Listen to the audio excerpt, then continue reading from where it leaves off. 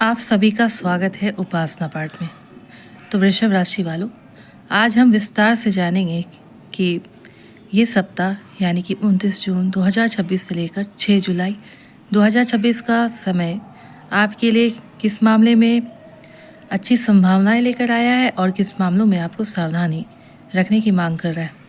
तो चलिए जानते हैं विस्तार से। सबसे पहले ग्रहों की स्थिति को समझ लेते हैं। बुध कर्क राशि में है, देवगुरु बृहस्पति भी कर्क राशि में है, शुक्र भी कर्क राशि में है, शनि अभी मीन राशि में गोचर कर रहे हैं, राहु कुंभ राशि में है, मंगल भी वृषभ राशि यानी कि आप ही की राशि में है, केतु सिंह राशि में मौजूद है। तो प्रथम भाव व्यक्तित्व, स्वास्थ्य, आत्मविश्वास और जीवन की दिशा का भाव है। मंगल यहाँ पर बैठे हुए, मंगल यहाँ आपको साहस दे रहे हैं, ऊर्जा और नेतृत्व की क्षमता बढ़ा रहे हैं। कार्यों को तेजी से पूरा करने की आपकी इच्छा हो रही होगी और ये सप्ताह इसी बात पर निर्भर करेगी। आप किसी भी कार्य को पूरा करने के लिए तत्पर रहेंगे, इच्छा जारी रहेगी। हालांकि जल्दबाजी या क्रोध से निर्णय लेने से बचना उचित रहेगा। मंगल की चौथी दृष्टि आपके चतुर्थ भाव पर पड़ेगी।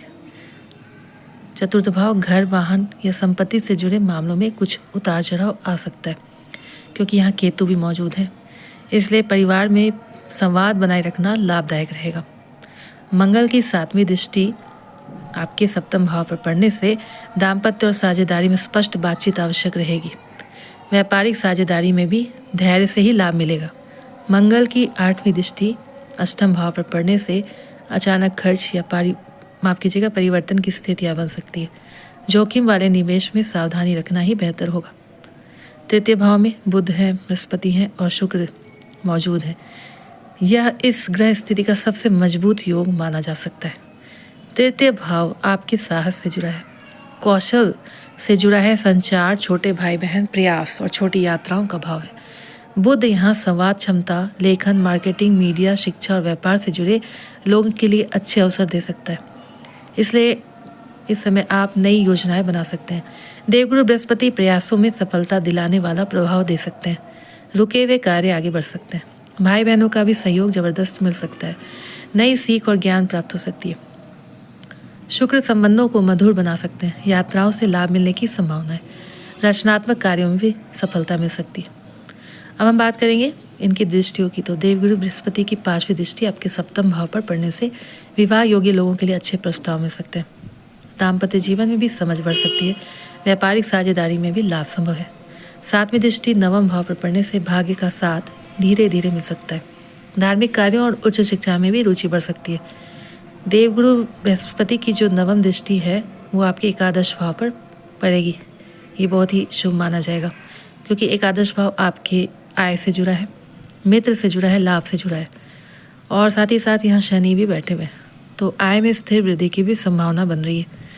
दीर्घकालिक योजनाओं में भी सफलता मिलने की पूरी संभावना है। चूँकि चतुर्थ भाव में केतु मौजूद है, इससे चतुर्थ भाव माता, घर, वाहन और मानसिक शांति का भाव है। तो केतु यहाँ कुछ वैराग्य या बदलाव लाने की भावना दे सकता है, जैसे कि घर बदलने या संपत्ति से जुड़े निर्णय आप ले सकते हैं, लेकिन आपको इस समय सोच समझकर निर्णय लेना है। माता के स्वास्थ्य पर ध्यान देना उपयोगी रहेगा। दशम भाव में राहु मौजूद है। दशम भाव करियर से जुड़ा है, प्रतिष्ठा और कार्य क्षेत्र का भाव है। राहु यहाँ करियर में नई दिशा, बड़े अवसर या अचानक बदलाव ला सकता है। नई तकनीक, डिजिटल क्षेत्र, विदेश या बड़ी कंपनियों से जुड़े कार्यों में भी लाभ की संभावना मिल सकती है। कार्यस्थल की राजनीति से दूर ही रहना आपके लिए बेहतर होगा। राहु की 5वीं दृष्टि आपके द्वितीय भाव पर पड़ेगी।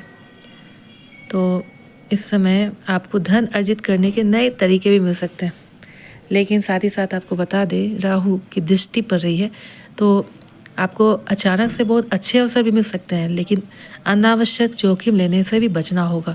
तो पैसों के मामलों में अच्छे आपको बहुत ज़्यादा तरीके मिलेंगे कमाने के, लेकिन साथ ही साथ जोखिम बिल्कुल नहीं लीजिएगा।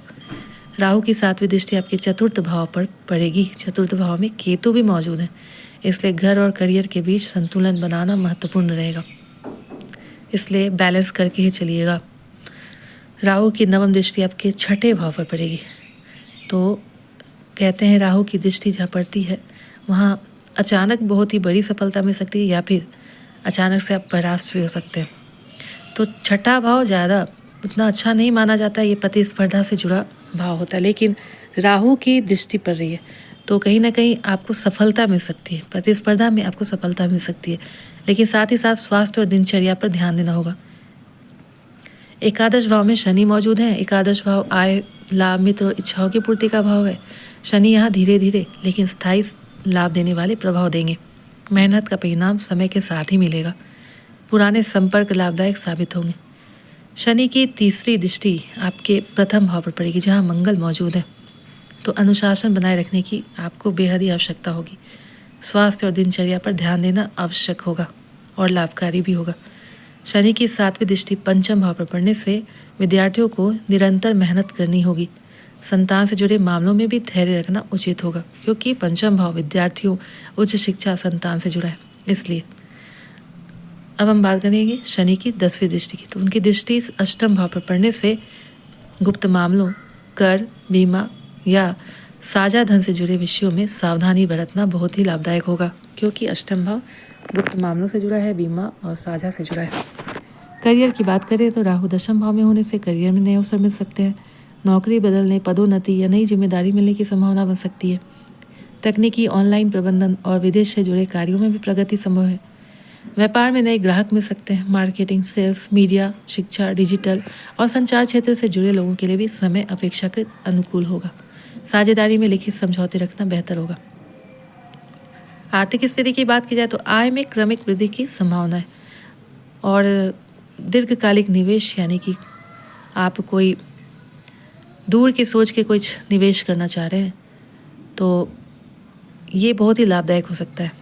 अनावश्यक खर्चों पर नियंत्रण रखना आपके लिए उपयोगी होगा। पारिवारिक जीवन की बात की जाए तो परिवार में आपको बातचीत बनाए रखना आवश्यक होगा। माता के स्वास्थ्य और घर के वातावरण पर ध्यान देना बहुत ही अच्छा रहेगा। काम और परिवार के बीच संतुलन बनाए रखने का प्रयास जरूर करें। प्रेम और विवाह की बात करते हैं तो दाम्पत्य जीवन में समझ और सहयोग बढ़ेगा। अविवाहित लोगों के लिए रिश्तों की संभावना बन रही है। क्रोध या अहंकार से बचना संबंधों के लिए लाभकारी होगा। विद्यार्थियों की बात की जाए तो प्रतियोगी परीक्षाओं, लेखन, संचार, मीडिया और तकनीकी शिक्षा से जुड़े विद्यार्थियों को मेहनत का अच्छा परिणाम मिल सकता है। नियमित अभ्यास सफलता की संभावना बढ़ाएगा। स्वास्थ्य की बात की जाए तो ऊर्जा अच्छी रह सकती है, लेकिन जल्दबाजी से चोट या थकान की संभावना से बचनी चाहिए आपको। संतुलित भोजन कीजिएगा। पर्याप्त नींद और नियमित व्यायाम लाभकारी होगा।